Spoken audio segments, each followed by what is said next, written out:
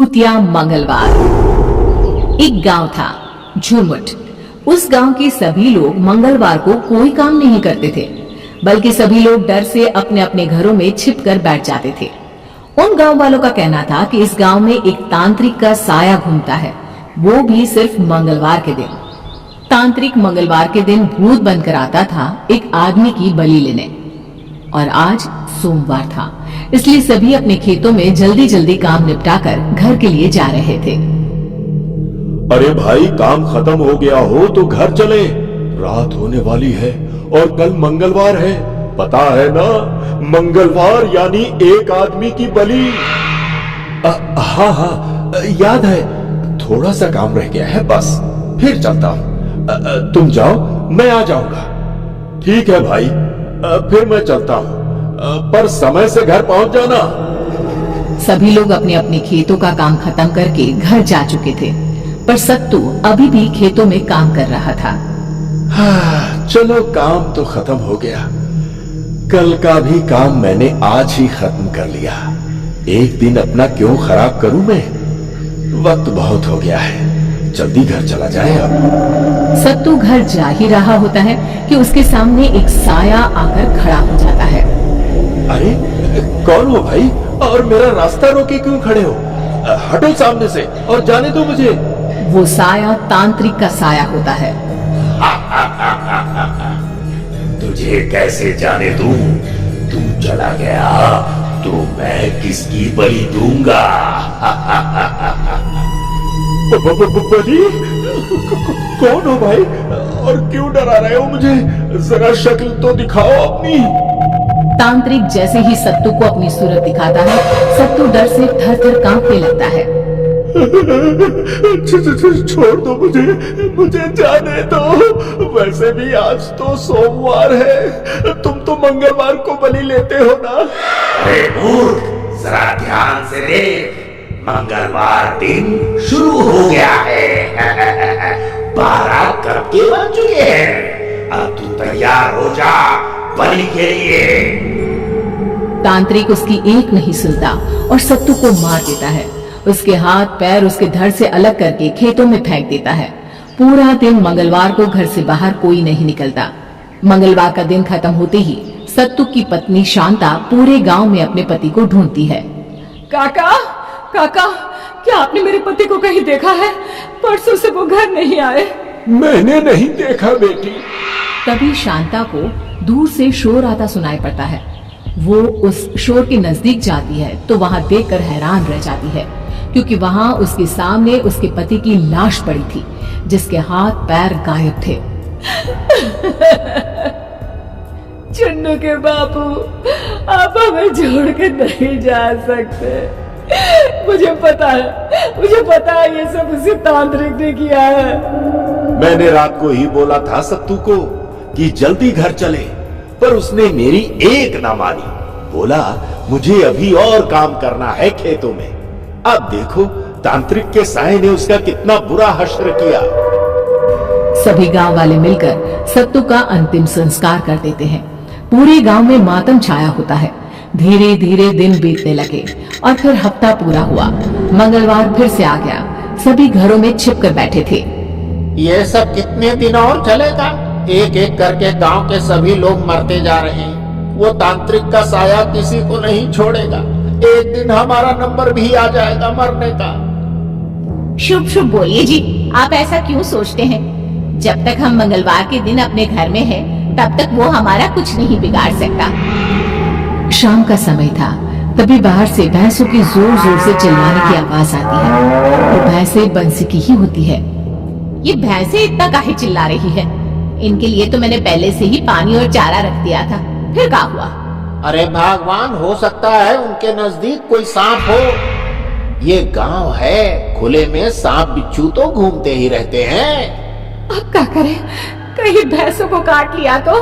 इन्हीं भैंसों का दूध बेचकर ही तो हम अपना घर चलाते हैं।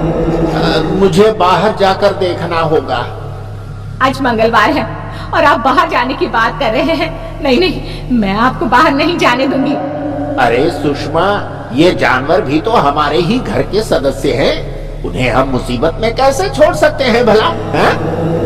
बंसी अपनी पत्नी की नहीं सुनता और घर से बाहर आकर अपनी भैंसों को देखने लगता है।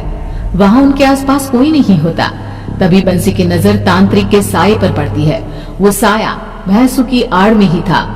उसी साये को देखकर भैंसें चिल्ला रही थी।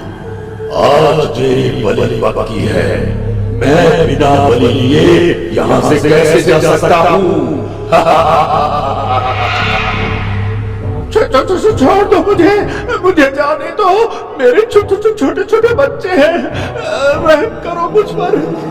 वहाँ दूर खिड़की से सुषमा ये सब देखकर जोर जोर से चिल्लाने लगती है। अरे गांव वालों, तांत्रिक से मेरे पति को बचाओ, नहीं तो वो मेरे पति की भी बलि चढ़ा देगा। पर उसकी आवाज सुनकर कोई भी अपने घर से बाहर नहीं निकलता।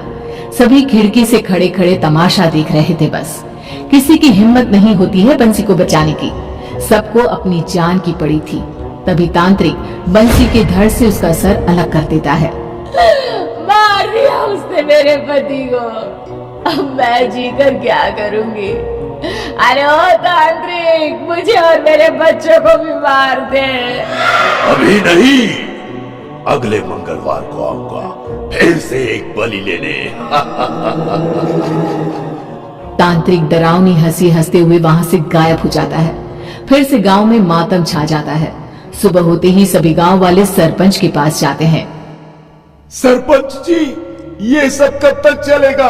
एक एक करके वो तांत्रिक सभी को मारता जा रहा है। सब पता होने पर भी हम हाथ पे हाथ रखकर कैसे बैठ सकते हैं?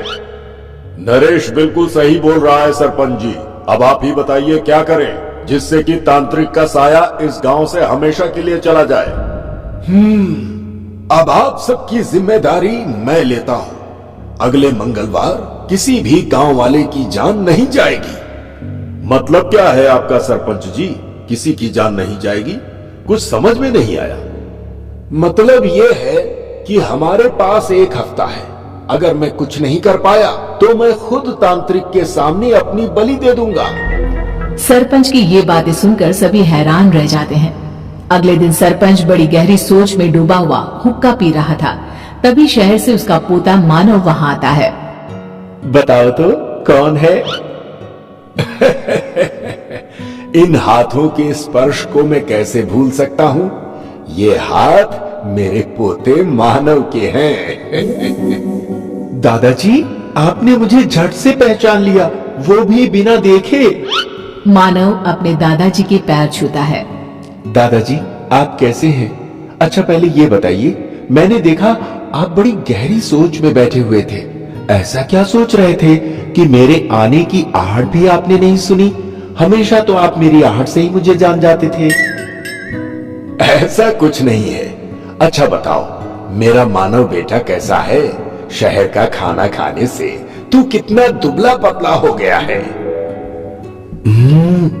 मेरी बात दादाजी ने काट दी। मुझे लगता है जरूर कोई खास बात है जो दादाजी मुझे बताना नहीं चाहते। अच्छा दादाजी, मैं जरा अपने दोस्तों से मिलकर आता हूँ। मानव अपने दोस्तों से मिलने जाता है। उसे वहां से पता चलता है तांत्रिक के बारे में और इस मंगलवार सरपंच क्या करने वाले थे उसके बारे में भी। शायद दादाजी यही सोच रहे थे, इसलिए उदास दिख रहे थे। मैं उन्हें मरने नहीं दूंगा। मानव मंगलवार आने का इंतजार करता है। आखिर मंगलवार का दिन आ ही गया। मानव बेटा, आज तुम घर से बाहर मत जाना, अंदर ही रहना। ऐसा क्यों दादाजी? मैं तो जरूर जाऊंगा। अरे नहीं नहीं बेटा, तू अपने दादाजी की बात नहीं मानेगा क्या? दादाजी, मुझे सब पता चल गया है। आज उस तांत्रिक को आप नहीं, मैं दूंगा अपनी बलि। इतना बोलते ही मानव घर से बाहर चला जाता है। तभी उसके सामने तांत्रिक का साया आकर खड़ा हो जाता है। आज इसे मेरे हाथों से कोई नहीं बचा सकता। जैसे ही तांत्रिक मानव को मारने के लिए हाथ उठाता है, मानव के शरीर से एक तेज रोशनी निकलकर तांत्रिक को पीछे धकेल देती है। ये क्या था? मैं इतना कमजोर क्यों महसूस कर रहा हूँ?